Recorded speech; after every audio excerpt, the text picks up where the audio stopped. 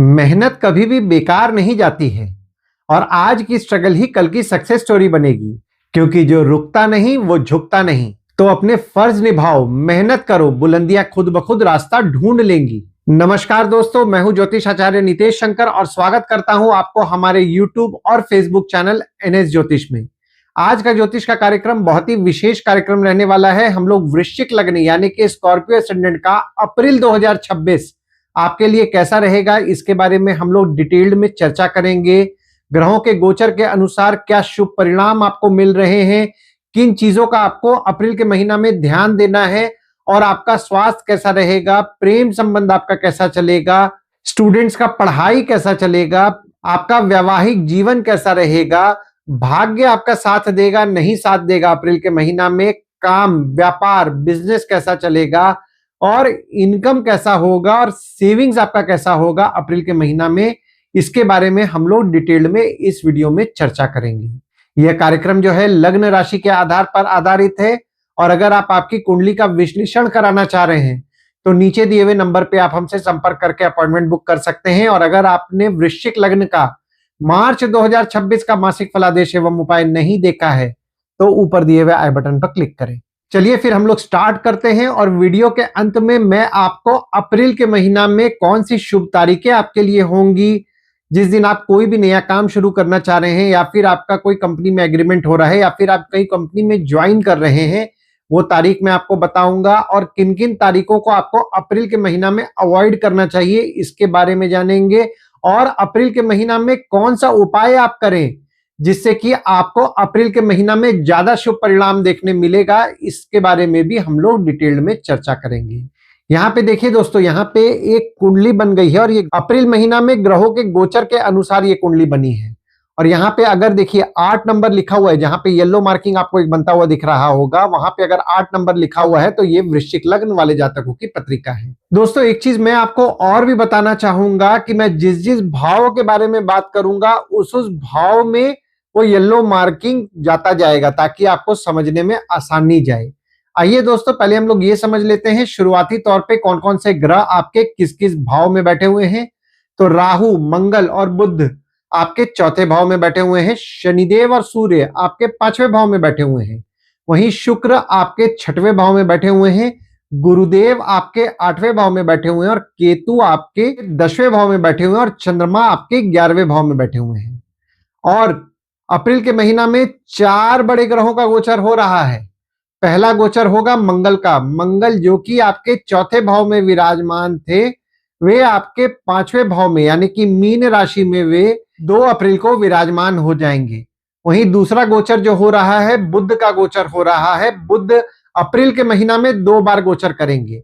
पहली बार जो गोचर करेंगे वे 11 अप्रैल को गोचर करेंगे, जो आपके चौथे भाव यानी कि कुंभ राशि में जो विराजमान थे वे मीन राशि में यानी कि आपके 5वें भाव में 11 अप्रैल से विराजमान होंगे और 11 अप्रैल से 29 अप्रैल तक आपके 5वें भाव में विराजमान रहेंगे और 30 अप्रैल से आपके 6वें भाव में विराजमान होंगे यानी कि मेष राशि में वे प्रवेश करेंगे।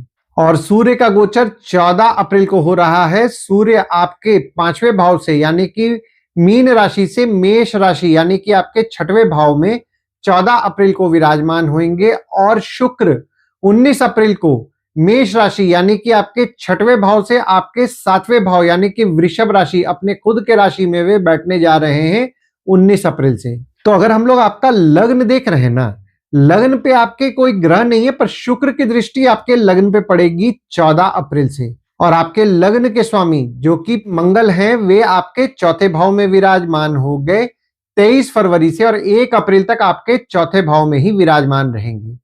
जो भी लोग घर वाहन से संबंधित काम करते हैं जैसे कि ट्रांसपोर्ट हो गया, रियल एस्टेट हो गया, नई पुरानी गाड़ी खरीदना बेचना, car detailing, car accessories, property खरीदवाना बेचवाना या किसी भी प्रकार के घर वाहन या ट्रांसपोर्ट रियल एस्टेट से जुड़े हुए हैं, उनके काम को लेकर के उनका फोकस रहेगा। आपकी माता को लेकर के आपका फोकस रहेगा। घर वाहन और सुख संबंधित चीजों को लेकर के आपका फोकस 1 अप्रैल तक रहेगा।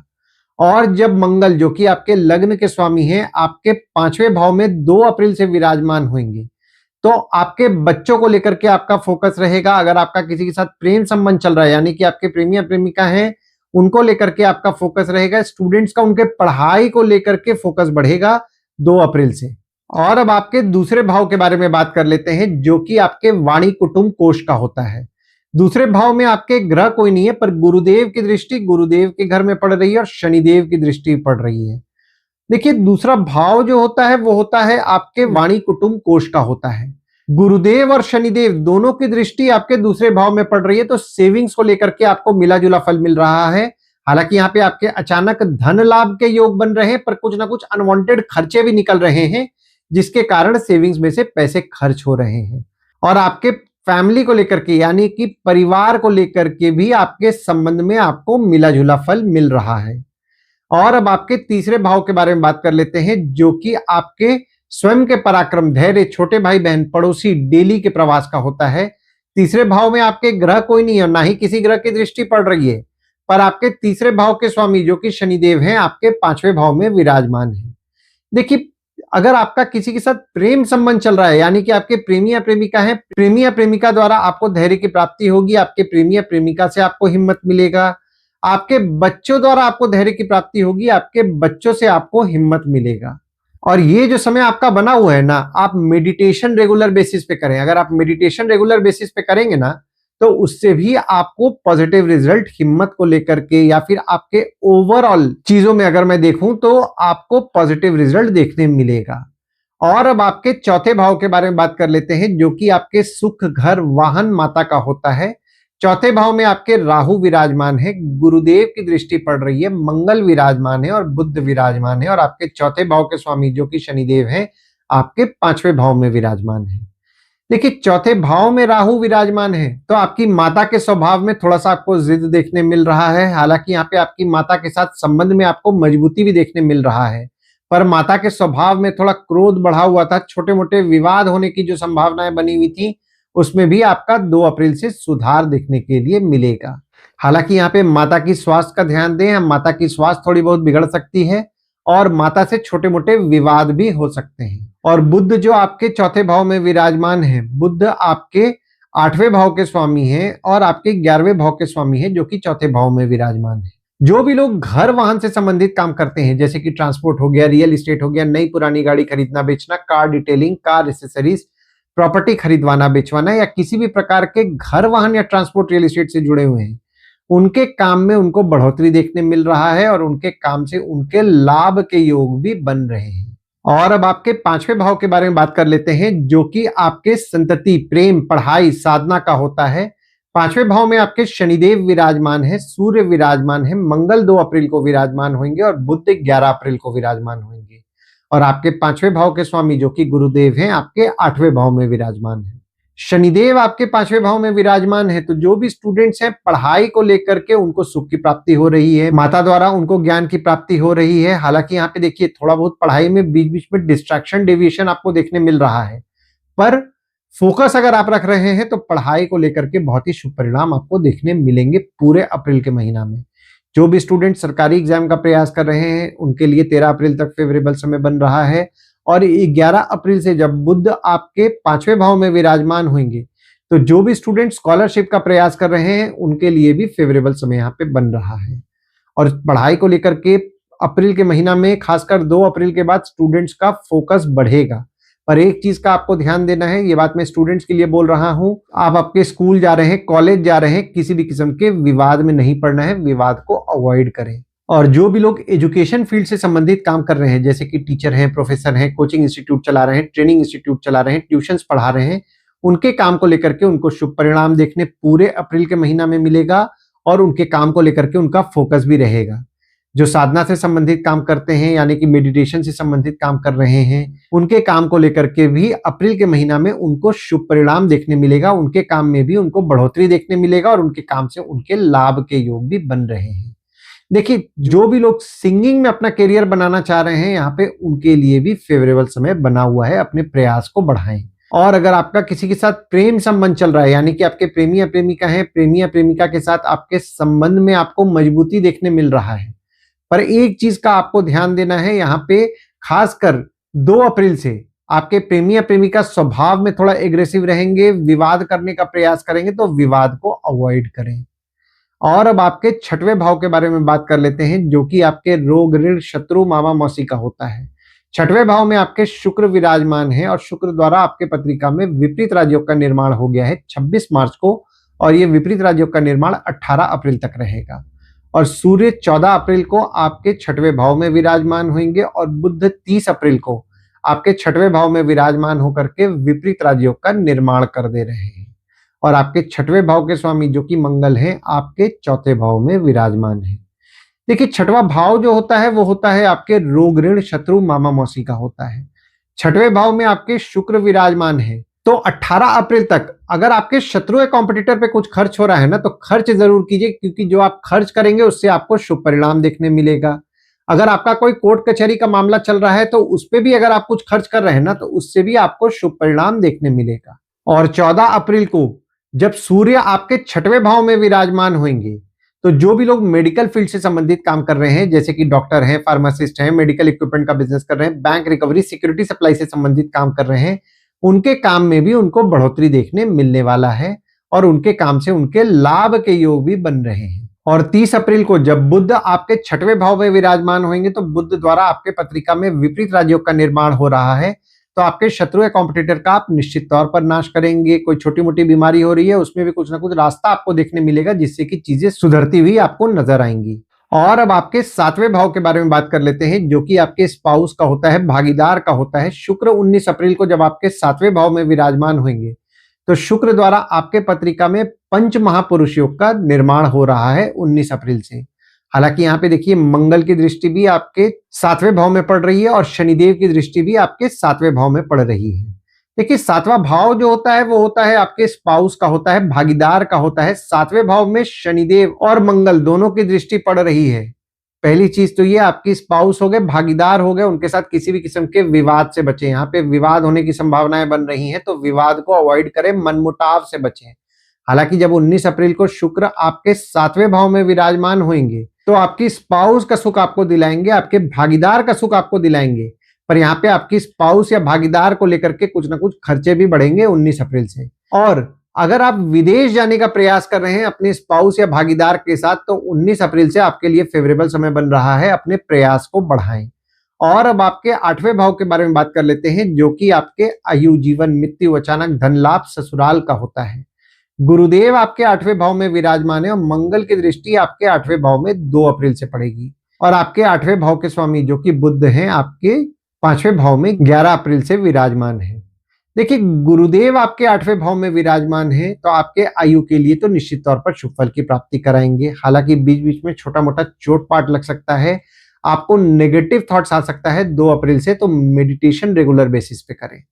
और जो भी लोग जमीन से नीचे से संबंधित काम करते हैं, माइनिंग से संबंधित काम करते हैं, रिसर्च से संबंधित काम करते हैं, वे अपने काम को लेकर के मेहनती रहेंगे और उनके काम में जो वे मेहनत करेंगे उससे उनको शुभ परिणाम भी उनके काम को लेकर के देखने मिलेगा।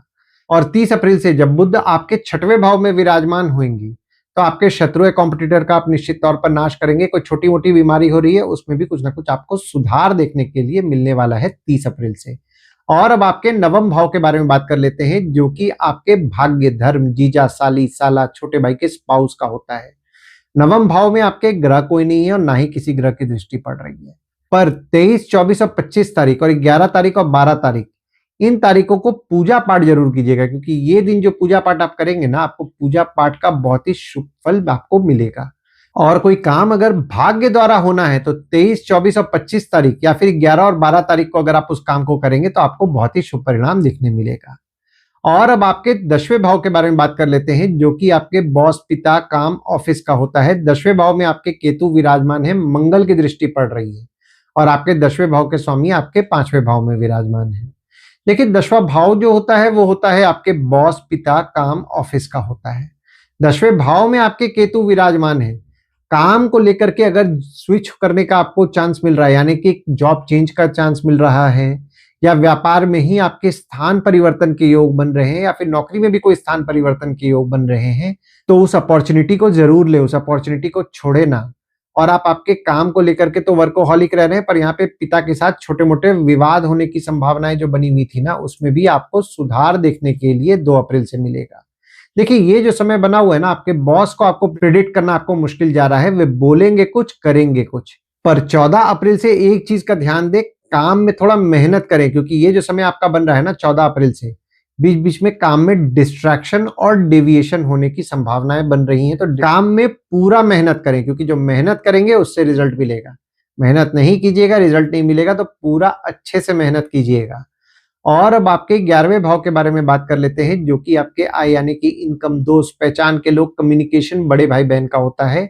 11वें भाव में आपके शनिदेव की दृष्टि पड़ रही है और मंगल की दृष्टि पड़ रही है, और चंद्रमा आपके 11वें भाव में 1, 2, 28 और 29 तारीख को विराजमान है। देखिए 1, 2, 28 और 29 तारीख को इनकम को लेकर के आपका भाग्य आपका निश्चित तौर पर साथ देगा।